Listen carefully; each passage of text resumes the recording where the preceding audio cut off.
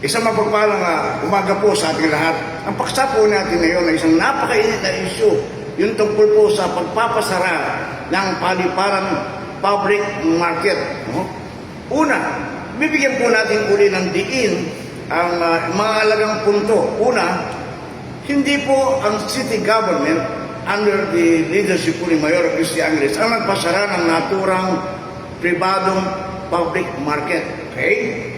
Kung hindi, ang DENR, ang ahensya na mayroong mandato, kapangyarihan para magpatupad ng batas pangkalinisan at ng kalikasan.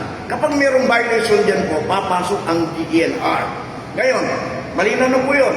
DENR ang nag-issue ng naturang closure order base sa kanilang inspeksyon. Paano pumasok ang city government? Dahil po walang police power ang naturang ahensya, humingi po sila ng saklolo sa PNP, no? O sa Executive Department. Kaya po ipinatupad ang tinatawag na closure order na DENR. Malinaw po yun. Ngayon, dahil sa expected na magsasara ang naturang palengke, nakiusap po ang ating buting mayor, ipatid po niya ang kalagayan ng sitwasyon ng ating mamimili at para po hindi maantala ang kanilang pangkabuhayan, nakiusap sa Ari Aquino upang mabilisang maipatayo ang temporary o pangsamantalang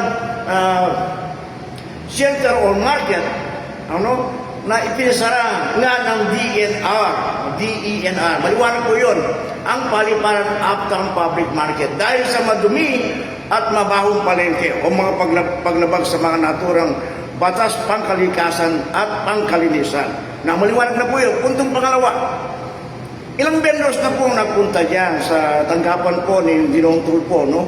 Upang magsumbong di umano sa mga naturang karumihan o mga human rights violation di umano. Pero ang nangyari po doon, pinaliwanagan po sila ni Ginoong Tulfo. Hindi po siya pumanik kani-kanino, nasa gitna lang po, nasa panig ng katotohanan, no?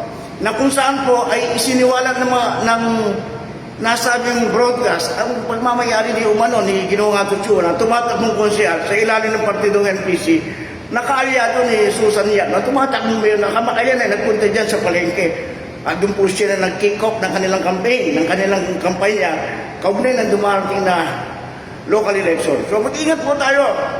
No, malinaw po yan na isang pamumulitika ang nasabing pagdalaw sa palengke. Siyam na taon po siyang gobernador. Bakit ngayon lang po nagpunta sa naturang palengke?